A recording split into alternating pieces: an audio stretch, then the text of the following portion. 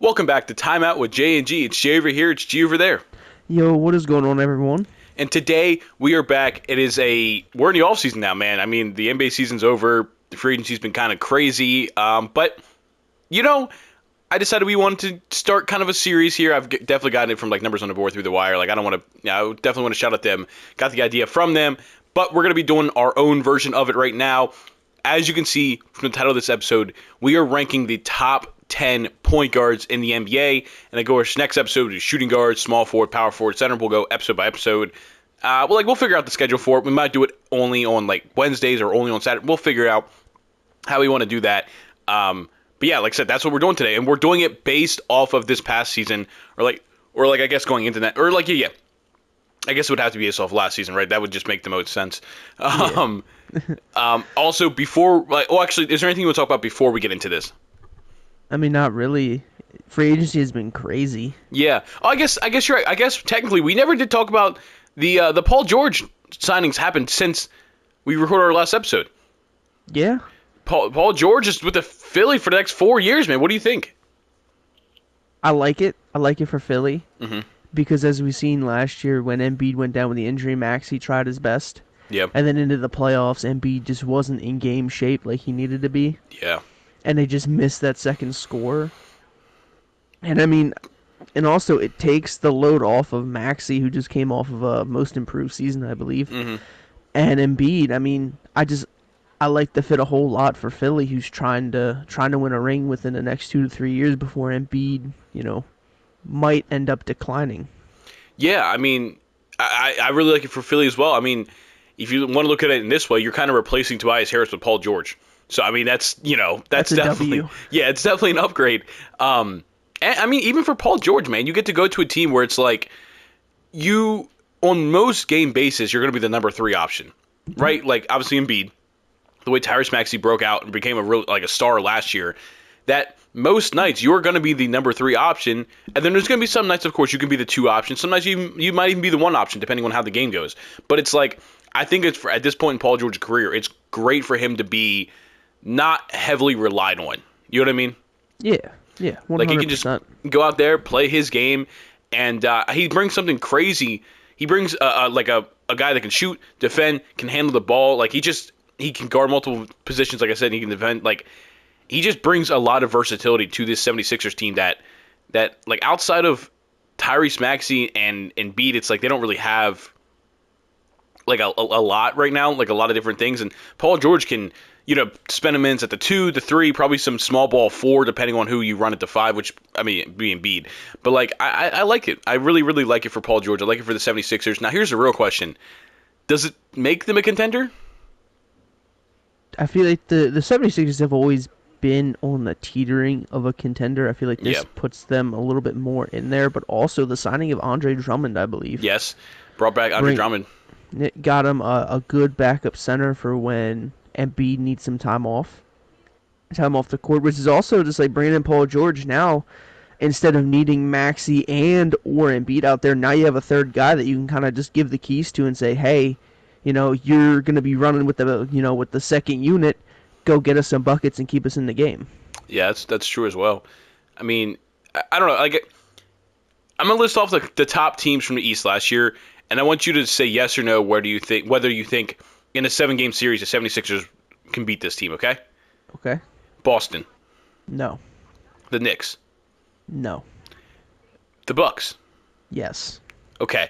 So the Bucks is an area we're looking at. Then I guess you have to worry about like the Cavs.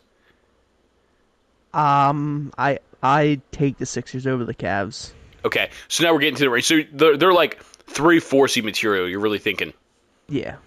Okay, I can respect that. It depends on how the Knicks do. If the Knicks can have the same season they did last year. And then obviously the Bucks should be better this year, we would assume, with an offseason with Dame and Giannis, you know what I mean? But I guess the Bucks kind of had a shitty free agency, if we're being honest. So maybe they won't be better. I really don't know. But yeah, Paul George, man. Is there anything we'll talk about? Anything else, man? We get into the top 10 list. Klay Thompson. Oh yes, how could Dallas. I forget? Yeah, Klay Thompson signs what was a 3-year deal? I believe it's 3 years, $50 million. Yeah, to go. I mean that the Splash Brothers are done, man. Yeah. I don't know. it's one of them weird feelings where I knew it was gonna happen at Mhm. some point, but I never, you know what I mean? I never thought it was gonna happen It's also weird because because of how iconic they are. yeah, it's like because for years I hated them, man. Just like the way they ran the league, I hated them. But now that they're breaking up, it's like kind of sad to see. Yeah, And it's one of the more iconic duos of our time. so let's look at it from Dallas's perspective first. They bring in, you're probably going to run a lineup of Luca, Kyrie, Clay, PJ, and then Derek Lively or Daniel Gafford, right? Right. Do you think that they were in the finals obviously last year, but then just they got their ass kicked by the Celtics? Let's just be honest with you. Does this change much for that? It gives them an additional score if you can get Clay back to how we know Clay can play. Right. But it's also the point to where Clay's getting older. Kyrie, Luca and Kyrie's defense was better, Mm-hmm. but it's also to the point where it's just like now you add in Clay, who's getting older and he's declining a little bit, Mm-hmm. and his defense is not the same as it was 5 years ago. That's true. So now you take out Derrick Jones Jr., who's not as good of a shooter, not as good of a scorer, but a really good defender. And now you're basically saying we're just going to try and put up 130, 140 a game and just outscore you. Yeah, which doesn't always work, but Yeah. yeah, Because yeah. then your best defender on that team, you could argue, is P.J. Washington at your 4. And are you going to have him come out and guard the best player on the other team? Well, I mean, I guess if you don't want to consider like Lively, you know what I mean. But Well, yeah, I he's meant gonna from run the like a five. perimeter, yeah, like a Yeah, perimeter defender type deal. Because Lively is a beast interiorly, yeah, and he's all right. He's all right on the perimeter, but like to go out against the Celtics, and you're gonna have to end up putting like PJ on Tatum, or when you go against the Thunder or someone else with a really good guard exteriorly, you're yeah, gonna have to put PJ, or then you're gonna have to risk Luka, because I know he had like a 60% blow by rate in the playoffs. Kyrie, who is a little bit smaller of a guard, and then Clay, who, like I said, is we all can see he's been declining just a little bit. And granted, some of that is because of the injuries he's had, but still, hmm but it's just the defense went down, but the offense went up. yeah. I'm curious. Like I said, it's a guy. It's a good catch and shoot player for Luca, which is kind of the players you need around Luca. For the Warriors, man, I don't know what's happening. Right? Like, I, I don't know. They weren't in the playoffs last year, and they've had a bad offseason, let's be honest. So I don't know where they're going. Like I know there's reports they could trade for Laurie Marketing, but that doesn't, in my mind, that doesn't make them anything worth competing. Yeah, I just I don't know. Like I know we talked about it yesterday when we were hanging out. Like it's like what I don't think Curry's leaving Golden State. I really, really don't. I think he's going to finish his career there. But at the same time, I don't think Curry wants to finish his career on a rebuilding shitty team. yeah, So it's like, do they just buy in? I think, which is what I think they should do, is buy into the Steph Curry timeline and just try to buy a team for one final run. yeah. I could see that. And I mean, I guess bringing in Lauren Marketing could be a good piece of that. You're gonna have to find a way to move Draymond. He's just his contract versus his value. I understand he's had crazy chemistry and he's been a big part of their championship runs. But at this point in his career, with all the shit going on with him, and he's just not being the same player, Draymond is making too much money for his production at this point in time that they need to find a way to move him to bring in some productive pieces. Yeah, this isn't 2016 Draymond anymore. It's not. Unfortunately, Yeah, it's just not. And like I said, he was even fine in the 2022 playoff run, but it was definitely a step down. It's just I don't know. I don't know what they're gonna do, man. They don't have a lot of pieces right now. I mean, you have Moody, you have Kuminga, you have Tracy Jackson Davis, you have AirPods. Like you have young pieces, but again, if you're trying to buy into the Steph Curry era, do you trade Kuminga for maybe a more established veteran that can help you right now, and just buy into the Curry timeline? I feel like they're in a middle part because they have the young pieces that they want for the next couple years, but it's Mm. also they have Curry, so they kind of want to compete now. That's what I'm They're, saying. they're stuck in that middle ground, and they have to pick one way or Yeah, another. exactly. Because exactly, you have to pick one way or the other because you can't run both timelines. It's just not going to work. Yeah, They tried doing that before with the Kuminga the Moody thing and running two timelines and then still trying to win a championship. And then you saw in the playoff run, Kuminga, Moody, all those young guys barely played in that championship run because you can't build both timelines at the same time. And it's like I think You have the greatest player in your franchise's history. You need to capitalize and try to get him one more ring. Yeah, I mean, because then at some point, I don't, like you said, I don't think Curry is gonna leave, but it could come to the point where Curry's looking around, and is like, man, I have all these young guys, but it's gonna be another 4 years till we're actually something good, and at that point, who knows if Curry's gonna be in the league in 4 years? Yeah, exactly. Because he's getting up there in age too. Yeah, it's been tough. But now that we got that out of the way, let's go ahead and jump into our top 10 point guards list. And again, this is purely our opinion based off of last season. And before we start, there's kind of some restrictions, and there's two people that you're going to notice are missing. One person you might have not had on your list, but one person, we made a rule that they had to play at least 50 games, like play the majority of the season. So guys like John Morant are not eligible. That's a guy that normally would be in this top 10 list, but it's just not going to be because he barely played at all last season, right? So The other person that we talked about is Kyrie Irving. I understand Basketball Reference has him listed as a point guard, but when they're running their starting lineup, he is the shooting guard, so he's going to be classified as a shooting guard for our list. I don't know if he's going to be on that list or not. Well, I still haven't made my list yet. He probably will be. But I just want to put that out there before some people were like, oh my God, how do you not have John Morant on your list? It's like, oh, because he played like 5 games last season. How could he be a top 10 point guard in the NBA last season if he only played 5 games? You know what I mean? Yep. And then same with Kyrie Irving. We're classifying him as a shooting guard. But I think that's it. I think everybody else is pretty self-explanatory, right? Or do you have anything that's like maybe a little weird? Not really. I have maybe a guy or two that is a little bit higher than what most people Okay, think, okay, but there's nobody that are like debatable point guards. not in my opinion. Okay. Then we'll go ahead and run with that, and let's start at number 10, man. We'll go ahead and give your 10. I'll give my 10, and we'll talk about it. Number 10, I have De'Aaron Fox. Okay. I had Jamal Murray. I had De'Aaron Fox a little bit higher. Yeah, I mean, De'Aaron Fox, he improved his 3-ball. The team stayed similar to what they were last year, but the West got better, as we've seen, standing-wise. But, De'Aaron Fox had a good year. I believe he improved his 3-point percentage. But then again, the team didn't get better. You know what I mean? I am holding, like, the point guard is kind of like the facilitator, so I do hold accountable for, if they're the best player on the team, and De'Aaron Fox is the best player on the Kings. Do you think so? I do so? hold, yes. Okay. I think it's Fox 1, then Sabonis 2. Okay, I can't be mad at that. So I do hold, like, if they're the number 1 player, the record and how they did, I do hold that accountable for the number 1. So, like, when we do get to the centers, it's going to be Jokic. I'm going to hold the record and, accountable for that. You know what I mean? Yeah, like I said, I had Jamal Murray at 10. He averaged about 21 points, 4 rebounds, 6.5 assists. Obviously, they made it to the second round this year, and he was injured in the playoffs, but he also had some crazy. He had like 2 game winners against the Lakers himself, which it'd be pretty deep, man. It'd be pretty deep, but no, like I said, he kind of gets overlooked because he's playing with Jokic. You know what I mean? Like it's just unfortunately it's just how it is. But he had his best shooting season from the floor. He shot 48% from the floor, which is the highest in his career. He had a career high in 3-point percentage at 42%, and he did that on almost 6 attempts. He was like I said, he runs that not the second unit, but like he's that secondary ball handler now because Jokic is the guy with the ball 99% of the time. You know what I mean? And I don't know. Like I said, it's just he's one of those guys where he's a shoot first player. Kind of like most players are on that Denver Nuggets team outside of Jokic. They're like, you give him the ball, Jokic sets him up, he scores. I think he deserves to be in this top 10. Do you have him in your top 10?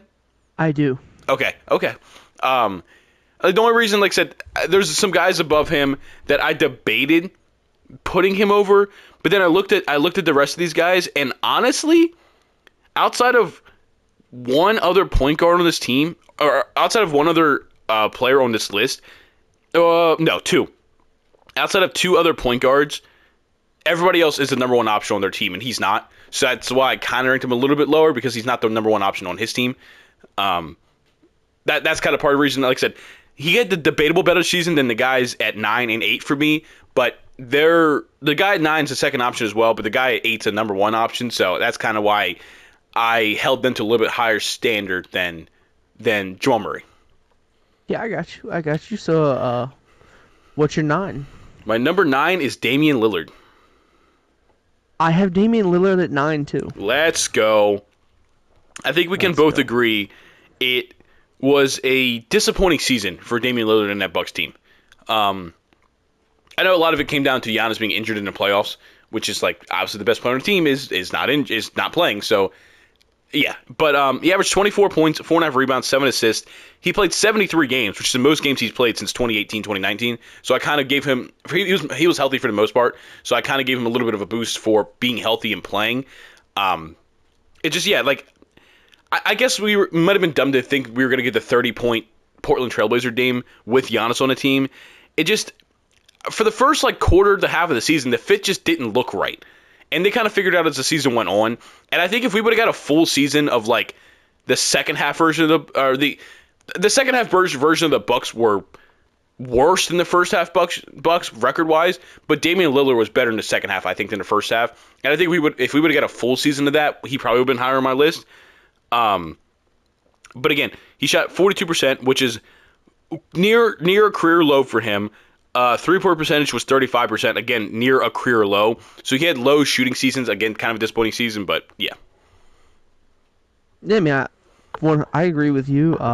The other thing that hurt him was Giannis getting injured towards the latter half of the year, towards the end of the year, and then switching coaches midway through the year. Yep.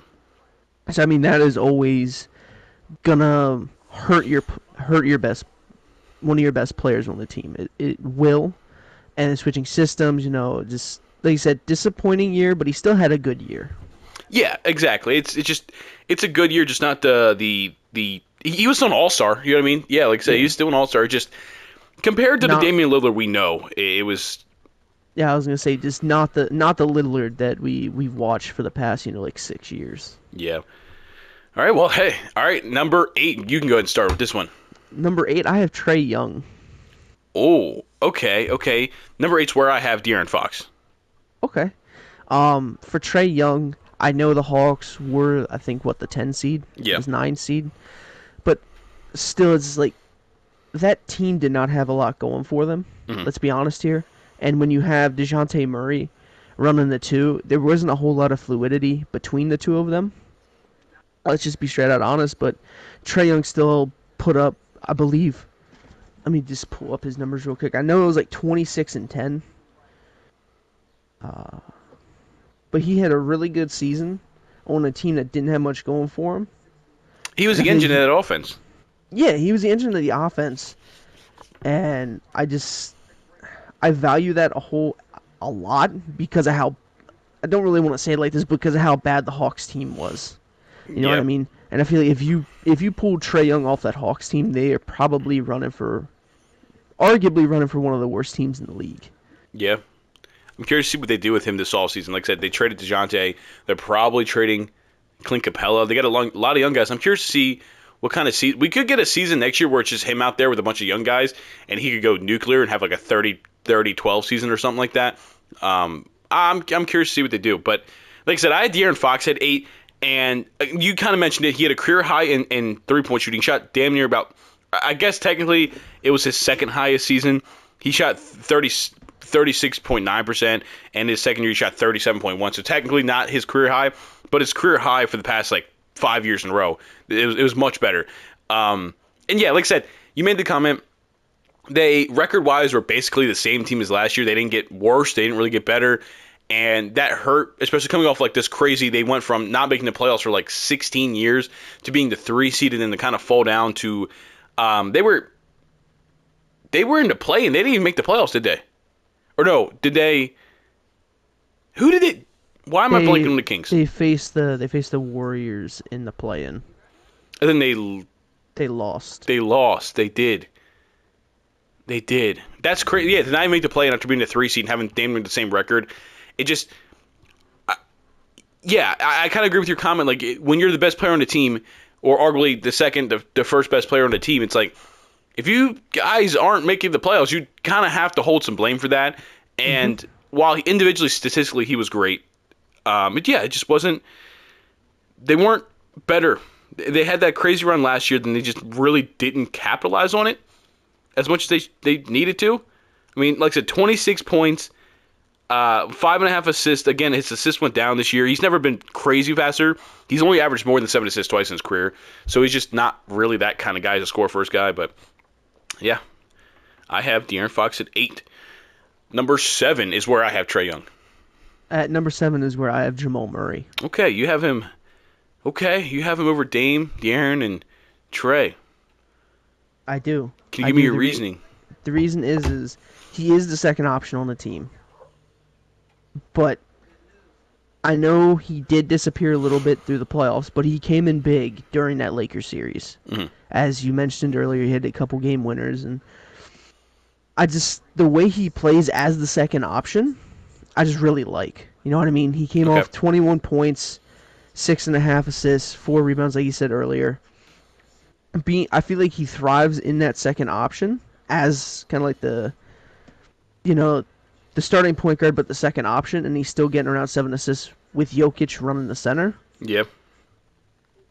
And also just I understand that they did lose in the second round, and he wasn't really there in the playoffs. But overall, I just think Jamal Murray, especially helping the team get to, what was it, the 2 seed or the 3 seed?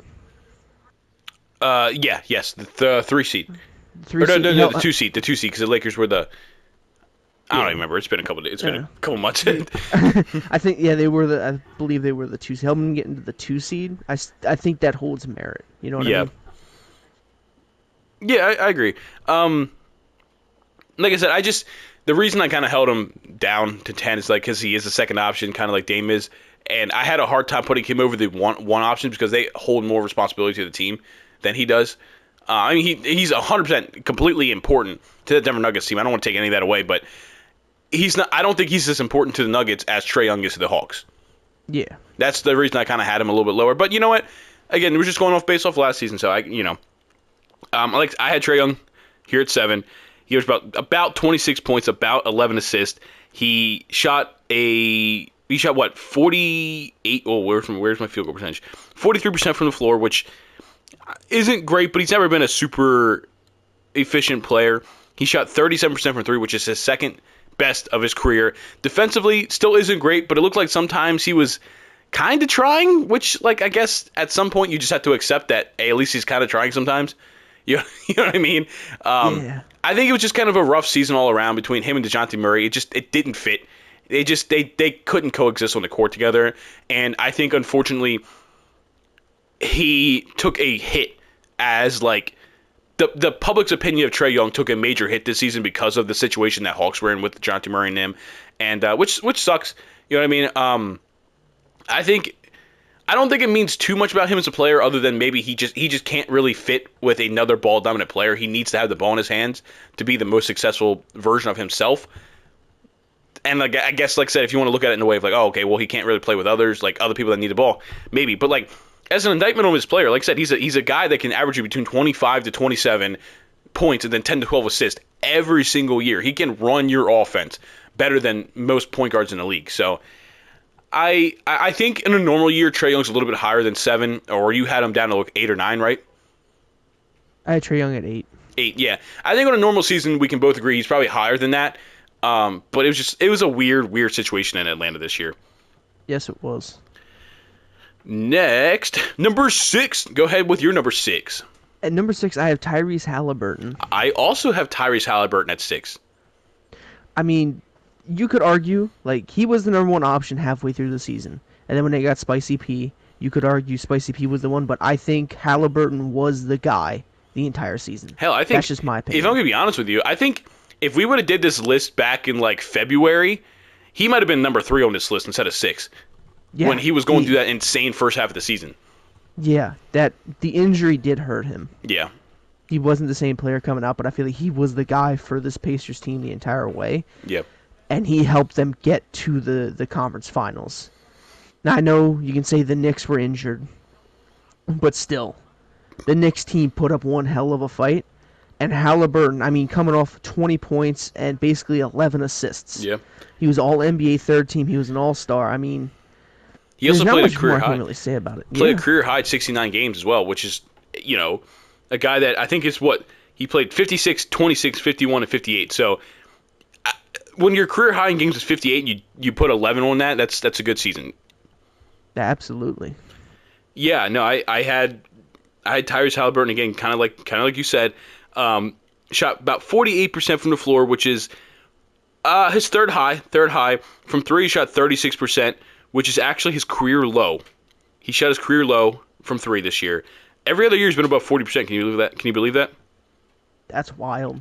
Yeah, he was good. I'm pretty sure he led the league in assists. I'm pretty sure. He did. Yeah, so he led the league in assists. We know it's the kind of thing is like you mentioned it. All NBA, third team, All Star, was the engine of. I mean, I'm pretty sure. And again, I know this is kind of like it kind of gets blown out of proportion now because I feel like we say this kind of thing every season with a different team. But I'm pretty sure through the first half of the season they were like the best offense of all time, like statistically. Yeah. Like he was the engine of that offense, just the same way Trae Young is the engine of the offense of the Hawks. Like when he was good, they were good. They brought in Pascal Siakam, and it took him a little bit to kind of mesh together. But then by the time the playoffs came around, I actually thought the pairing of him and Siakam was becoming really, really good.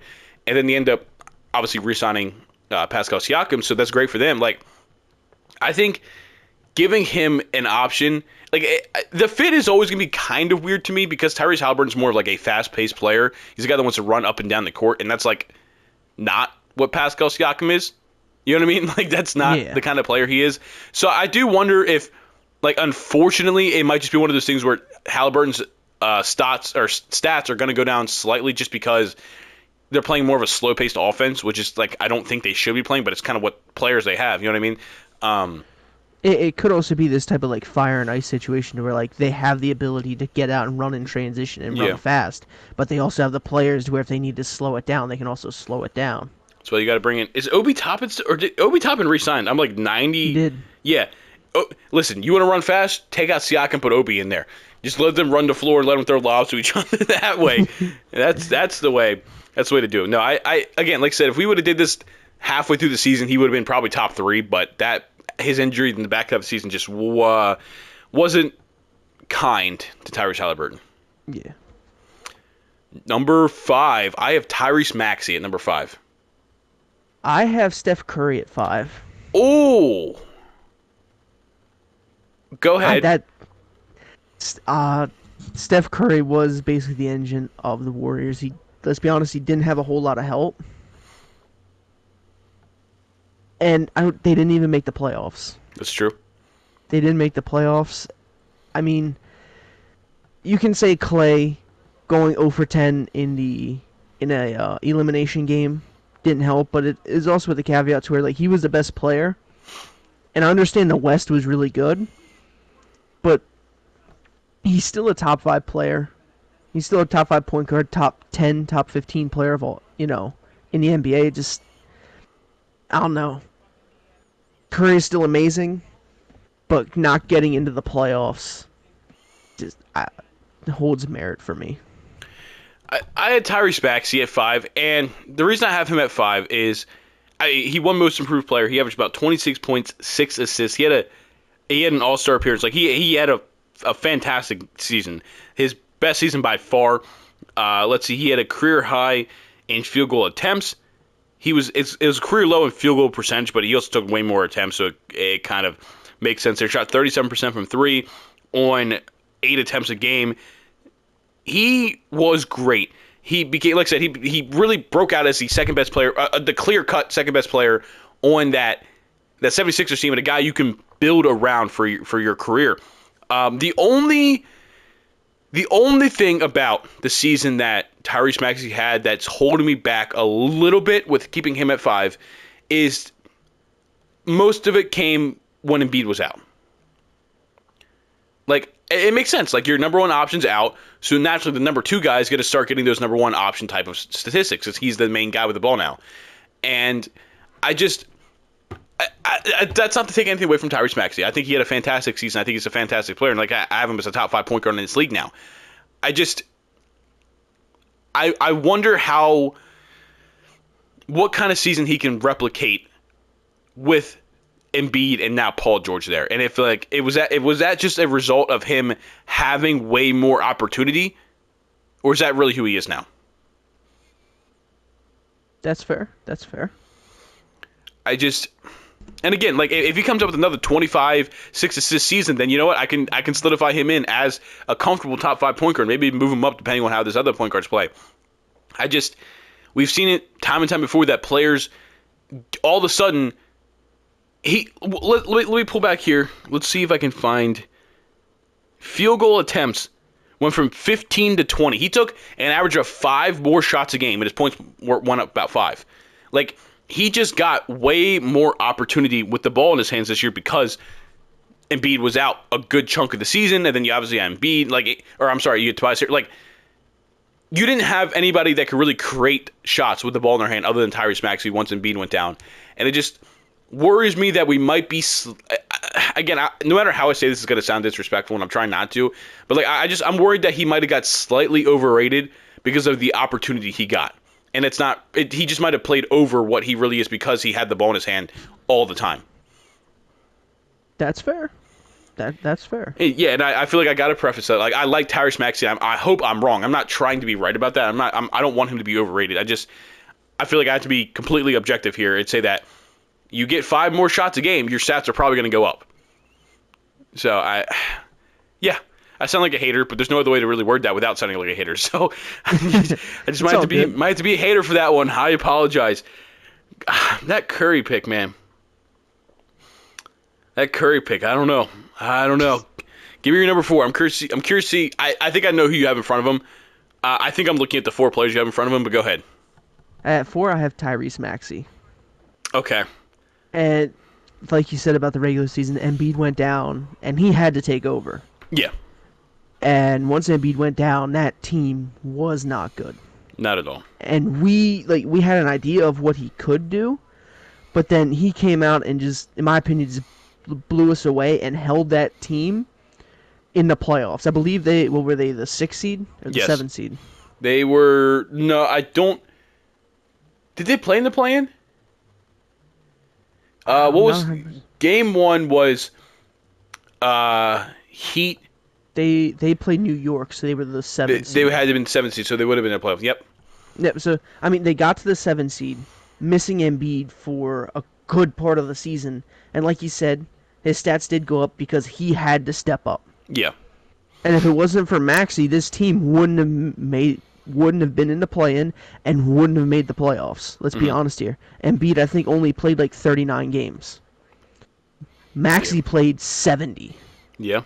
He, quote-unquote, literally put the team on his back, and then when they got to the playoffs, through the 6 games he did play, he played 44 minutes, averaged basically 30 points, 7 assists, and 5 rebounds. Embiid was back during that time, but Embiid was not the same player. It's true. And Maxey tried to put the team on his back and will him forward, but they just were not good enough to beat the Knicks. Yeah, that's fair. At number 4 is where I have Jalen Brunson. So he averaged about 29 points, about 7 assists, about 3.5, 4 rebounds a game. He was 5th in MVP voting, All-NBA second team, All-Star. He was in the most improved running. He wasn't serious because he had a great season last year, but this year was just another level. He played he played 79 games his last year in Dallas, but he only started 61 of them. He played and started in 77 games. This season, he only missed 5 games.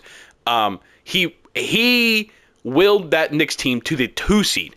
I understand the Bucks had their injuries and they kind of fell off. The 76ers had their injuries, they kind of fell off. But he stepped up and willed this Knicks team to the 2 seed. They play Philadelphia in the first round. And I remember we, on this very podcast, said that he was arguably the best player in the playoffs through the first round. He was fantastic. He had a stretch of, between the first round and second round, was it 4 or 5 straight 40-point games? It was something nuclear like that. He single-handedly, I don't want to say single-handedly because the rest of the Knicks team definitely stepped up, but he was the George Washington, the captain, the leader of the boat to run this Knicks team past the 76ers, and then obviously they fall short to the Indiana Pacers in the second round. Part of that's because they were already banged up, and then Josh Hurt Josh Hart also got hurt. OG was hurt. Jalen Brunson broke his hand or fractured his hand. Like, we know how the Knicks season went. We know they just got decimated by injuries, and that's probably the bigger reason that they lost, or else this team probably would have been in the conference finals. Would they have beat Would they have beat the Celtics? No. They weren't going to beat the Celtics. Even if they were fully healthy, I don't think they would have beat the Celtics. They were just that much better of a team. But this is a team that, like, technically we cannot say they were in the conference finals because they weren't, and I'm not going to argue that. But this is a conference finals talent team. They have the talent to be there. 100%. If they do, let's just say next year, get that 2 seed, in theory, they don't have to beat Boston. I mean, if Boston loses early, then I guess you're right, yeah. That's what I'm saying. They don't have to beat Boston. And if they get a team that, upset Boston, I hope not, but, you never know what could happen, then we could be looking at them as a they already are, in my opinion, title contenders, but then that dream could become even more of a reality if Boston slips up or if Boston goes through the injuries. Yeah, but no, he like I said, he averaged about 29 points per game on about 21 attempts, about 48% from the floor. He shot a little bit over about 40% from three on about 7 attempts a game. This is a guy that I don't know how to word it other than the way that he became a superstar. Yeah. Like, Dallas, Jalen Brunson never had this type of what's the word I'm looking for? Like, he was a fine, okay point guard in Dallas next to Luka, but we never looked at him as anything more than that. His first year in New York, he comes over, he averages about 24 points, about a little over 6 assists, and we're like, oh shit, like, Brunson's a good point guard, like, you know what I mean? But then he came out this season, again, he went from a good point guard to top 5 in MVP voting, All-NBA second team, All-Star. Like, those accolades enough have him top 5. Arguably, maybe I could have had him top 3, depending on this other guy, but I know we said this season, the guy I have at 3, it did myself this season, but I gave him a little bit of a pass because of his career, and I'm assuming you can figure out who my number 3 is then. Yeah. But he arguably, if you would have told me to move, I'll go ahead. I have Curry at 3. If you were to tell me to move Curry down to 4 and Brunson at 3, I cannot argue with you in the slightest. I think he became the best guard in the Eastern Conference. The first half of the season, Tyrese Halliburton was nuts, like we talked about. To finish the regular season and then into the playoffs, the best guard in the Eastern Conference was Jalen Brunson. 100%. Shout out my boy Jalen Brunson. And that's why I have him at 3. Hell yeah. Hell yeah. Do you have any more to say about him? I mean, he just went nuclear. Yeah. I mean, he had that run, and now the Knicks are going to try and win a championship off the power of friendship. The power of Villanova friendship, baby. But no, I mean, Brunson went nuclear. We all looked at him as, a good player, a good player. But then he came over to the Knicks, and it was kind of like, damn, he can play. He can run a team. Yeah, and then we seen what happened this year, even with as banged up as the Knicks were. Mm-hmm. Yeah, I agree. Okay, well then, like I said, I had Curry at 3. Most seasons, I say Curry is number 1 on this list. If we're just being completely honest, I think he's consistently been the best point guard in the league in the past 10 years, I'd say. Or at least he's been, maybe not the best, but I think he's been top 3 the past 10 years, I'd say. Yeah. I still have him at 3. I understand he played 74 games, which is most games he's played since 2016-2017. That's got to count for something, right? 26 points, about 4.5 rebounds, 5 assists. His points are down. His rebounds are down. His assists are down. I fully understand that. When it comes to the assist, I look at the fact of who the hell was he passing the ball to that could score the ball. You right? He was passing to AirPods. Okay, that's cool. Kuminga. Okay, that's cool. Those are both players that like to get shots on their own. They're not much of catch and shoot players. They're more shots. They're when they want to get shots on their own. Draymond. I mean, they got the dribble handoffs and stuff like that, but okay. Klay Thompson, I have a hard time faulting him for lack of assists when it's he just didn't really have much to go off of that way. You know what I mean? Yeah. He shot near a career low, only 40% from 3, which is again not like Curry, but this is also probably I'm trying to think. This is probably the most attention he's ever seen from defenses. Because, like, obviously, like, he's been a top 3 point guard in this league for about a decade now. But he's always had Clay. He's always had Draymond. He had Kevin Durant for a while. Like, Andrew Wiggins was going crazy that one season. Like, he's always had people he could rely on that could take attention from defense. Like, obviously, you're still going to look to Curry as the guy you need to defend him. But this season was like that season where it's like, if I'm a defense, I'm like, damn, why am I bothering guarding anybody else besides Steph Curry on this Warriors team? That's fair. And he saw a lot of double teams, a lot of trap plays. Like, he really, like, saw so much more defense than he's used to, and he still was All-NBA third team. And it's like, I understand I'm putting a guy on All-NBA third team behind a guy on All-NBA second team with Jalen Brunson. I understand how that might sound a little crazy. I get that. But then I also look at, like, just the workloads and like the teams. And I understand the Knicks made it to the second round, and the Warriors didn't make the playoffs. But again, I also point at the team. Jalen Brunson, they got very injured. They got very hurt. But for the most part, had a much better team than Curry did with the Warriors. And I guess like I said, I might be a little bit biased based off of who Curry has been in the past. And I'll accept that. If you want to put Brunson over Curry, I have no problem with that. But being All-NBA third team, when you're damn near the only player on your team that's, if we're going to take this in 2K terms, I literally don't think anybody on his team's over like an 82 overall besides him. Like, that is a crazy drop off. That's rough. Like, I don't know. Again, maybe I'm being a little biased for it, and if I am, that's okay to call out, but I just think based off who his teammates were and his workload and all the defensive attention he had one of his worst seasons in a while, and I fully accept that. But I don't know. I guess I kind of give him a little bit of a pass. Yeah, that's understandable. I'm assuming right now we have the same 1 and 2. I'm just curious if we have them in the same order. So what I'm going to do is I'm going to say 3, 2, 1, go, and then we're both going to say our number 2. Okay. And I'm sure there's like a half-second delay, so I'm going to wait a second. Okay. All right. 3, 2, 1, go. Shea. SGA. Okay. Yeah. We both have Shea at number 2. Go ahead. The reason I have Shea at 2 and at that point Luka at 1. Yes. Luka, let's be honest here. Luka did not have. We're talking about Shea right now. Shea. Well, I mean, this is going for both of them, but Shea had a better team than Luka did. Let's be honest here. At practically almost every position, and the bench was better. The team was better. Shea played unbelievable. I'm not going to take anything away from him. I believe what he averaged 30 points during the regular season. Yes. I think it was like 30.1 or something like that. He had an incredible year, one of the best guards in the league.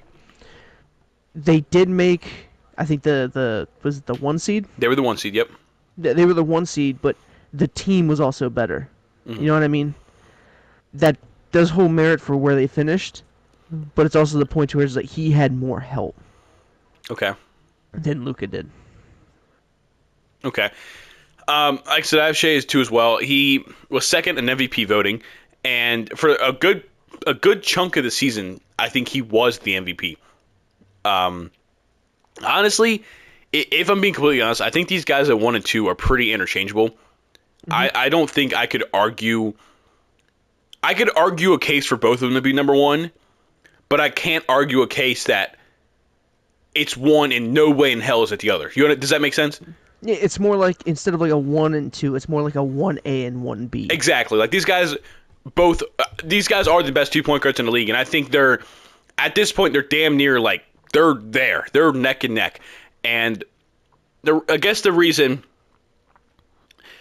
part of my reasoning is similar to yours, where it's like Luka has the heavier workload with that Mavericks team. Shea is almost everything for that OKC team as well, but Luka is everything for that Dallas Mavericks team. And this OKC team, without Shea, I think this OKC team is in the lottery as well. I don't think they're, you know what I mean? He was second in MVP voting, first for most of the season, averaged 30 points, 6 assists. He shot, where was his percentage? 35% from 3, which is second highest of his career. 53% from the floor, highest of his career. Defensively, he really, really stepped up this year. I don't know how to word it other than the fact that he was MVP for probably 80% of the season. Like he was that guy. He led OKC to the 1 seed. And let's be honest, I think last year they were in the play-in. I'm pretty sure. And I don't even think they made the playoffs last year. Or maybe I don't think they made the playoffs last year. I think they were in the play-in and lost. And then they jumped to the 1 seed. Nobody had expectation. If anybody's being completely honest with you, nobody saw this OKC team turning into the 1 seed this season. You know what I mean? Like, realistically, you see them maybe middle of the tier. Like, you go from maybe the play-in to maybe like you're a 5 seed or something like that. You're still a young team. To jump to the 1 seed and you have an MVP candidate for most of the season. Shea, he can score from literally anywhere. He can score from anywhere on the court. He's a guy that runs at his own pace. Like, you are not going to speed him up. You're not going to slow him down. He is going to play the way he wants to play. He's going to get to the free throw line, which I know some people don't like, but it's like, my God, they're easy. They're free, easy points. So why not? Yeah. I understand it might be frustrating to watch for some people, but my God, if I can, what is his? He shot 87% on 8 attempts, which is a little bit less than last year. He had about 11 attempts last year, and he's down to 8.7 this year. So even then, he didn't get to the line as much. So you can't be as mad at him for that this year. He didn't do it as much. I don't know. People always said the same thing about James Harden, but there's a reason he averaged like 35 fucking points. If you can get 8 to 10 easy free points every game, why would you not? I would too. Exactly. I'm be honest, I would too. Yeah, like I said, I know people get frustrated watching it, and it can be annoying sometimes. And I understand it when it comes to the foul baiting. I understand it. If you're going out of your way to make it look dumb that you got fouled, it's frustrating. But if you're legitimately attacking the paint and you're getting beat up, go to the free throw line, take your points. Yeah. Well, I guess it's pretty easy then. Luka Doncic. Drew Holiday #1. Yeah, right. No, it's Luka. Surprise, bitch. Surprise. No, I mean Luka, and he was third in MVP voting. I am pulling it up right now. Yeah. He was indeed. Yeah, practically he averaged 33.9 points per game, almost 10 assists and 9 rebounds. I mean, what more can you say? He led the league in scoring too, I'm pretty sure. Yeah, with 33.9 points. Yeah, maybe you said that. I was looking at stats, sorry. He shot 38% from 3, which is a career high for him. Mm-hmm. He shot practically 49% from the field, which is second highest in his career. Mm-hmm. I mean, he just had a. I know I said it for Brunson, but Doncic had a nuclear season. Like, we already knew what he could do, and he, in my opinion, he possibly got even better. To piggyback off of.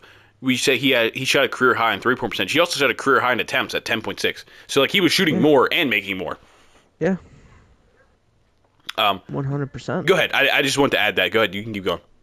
And he tied his career high in steals. Now I know he's not much for an on-ball defender, as we've seen in the playoffs, but still he can get some steals if you need him to. You know what I mean? Yeah. No. Yeah. And like I said, he definitely. As the season went on, he seemed to buy more into the defensive role, and I think if I'm being honest, I think a lot of that was because Kyrie Irving kind of bought into that defensive role. I think Luka was like, oh shit, like, if we're really going to go deep into this playoffs, I need to also step up my game on defense, and for the first couple series of the playoffs, I think he did that pretty damn well, and through the first, series or two in the playoffs, he had a couple, we know Luka's one of those guys that is going to, he's going to try to get to the free throw line. He's going to complain to the refs when things don't go his way. It's just the way Luka's always been. But there was also plenty of games during his playoff run where, he would get beat up, he would get thrown down, and he would just get up and get back on defense. He wouldn't say anything to the refs. And that is refreshing to see. That is definitely good to see. Again, when you got to the finals, he kind of resorted back to it. I think they were just, if I'm being honest, I think he was completely frustrated with the way they were getting manhandled. And I think he just started complaining to the refs because he was pissed off and frustrated. Not that it's an excuse. I'm just thinking that's probably why. But yeah, dude, he is arguably the best player in the league. And that's why MVP voting is always pretty funny to me. Because, this dude's arguably the best player in the league. And he doesn't have a single MVP. And he's consistently, third or fourth in voting. Yeah. Like he in the next 2 to 3 years, Luka's got to have at least one or maybe two MVPs. I feel like he should already have one or two already. I wouldn't have been mad if he got it this year. I'm wouldn't have happy been for mad Jokic, either. but I wouldn't have been mad if him or Shea got it this year. I would not have been upset. Yeah, Luka's got to win one. Let's be honest here. Yeah, I hope it's not a pity one where they kind of just give it to him to give it to him. the Embiid one. Like you could argue for Embiid, but then Embiid came out this season and was like averaging like 35 or Yeah, he something was. crazy like that. But no, I just hope he actually, because he has deserved it. Hmm. You could argue that he should have got it this past year, Yep. but I hope they give it to him when he earns it and not kind of just like, oh well, Luka needs one, so we'll just give it to him when he has a more of a down year, or when someone is playing better than him and he doesn't quote unquote deserve it. Right. Yeah. No, I think Luka's going to be a multi-time MVP. I feel pretty confident about that. Like I said, there's times where he's arguably the best player in the NBA. He's an offensive juggernaut. Like he just, it's for some reason, if you're listening to this podcast and you don't watch basketball, which wouldn't make much sense, but I don't know. If you're watching this and for some reason don't watch basketball, or you just don't watch the Mavericks for some reason and you just haven't seen it, it is hard to put into words watching Luka play basketball. You got to go watch Luka play basketball. Like, if I'm just being completely honest, the way he's another guy that plays at his own pace, like I said for Shea. You're not going to speed him up. You're not going to slow him down. He's going to play the way he wants to. He's going to get to his spots. He's going to get his shots up. He's going to make his passes. He's got Klay Thompson now. His assists he could average 11, 12 assists next season just because he's got a knockdown shooter. You know what I mean? Like, I don't know.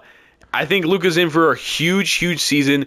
I don't know if the Mavericks repeat their success and make the finals. I don't know. I don't want to call it a fluke run because I don't think it was a fluke run. I think they deserve to be deep in the playoffs. I don't know. I guess the way they got manhandled by the Celtics kind of puts me off a little bit. It's like, I don't know. But I think that, again, kind of like I made a comment with the Knicks, like I think this is a conference finals team. This is a team that should be in the conference finals in the Western Conference, and maybe they get a Game 6 Klay performance that puts them to the finals, and Luka can come back pissed off this year and average 35 point triple double in the finals. And sorry to your Celtics, man, they're gonna feel the wrath of the Slovenian devil. But yeah, no, that's it, man. I guess, is there anything you want to talk about? Not really. We covered about everything. So let's go back through. I'll let you go first, starting 10-1. List off your players, and I'll do the same. All right. At 10, I had De'Aaron Fox. At 9, I had Damian Lillard. Hold up. At 8, I had Trae Young. 7, Jamal Murray. 6, Tyrese Halliburton. 5, Steph Curry. 4, Tyrese Maxey. 3, Jalen Brunson. 2, SGA. And 1, Luka. At 10, I had Jamal Murray. At 9, I had Damian Lillard. At 8, I had De'Aaron Fox. 7, I had Trae Young. 6, Tyrese Halliburton. 5, Tyrese Maxey. 4, Jalen Brunson. 3, Steph Curry. 2, Shai Gilgeous-Alexander. And 1, Luka Doncic. Let us know down in the comment sections whose list you agree with, or give us your own list. You don't have to agree with him or I. It's our opinions. You know what I mean? Put your own list, your top 1 to 10 point guards in this league. And we'll be back, I guess, what's today, Thursday? We're recording this on the 4th of July. Happy 4th of July, everybody.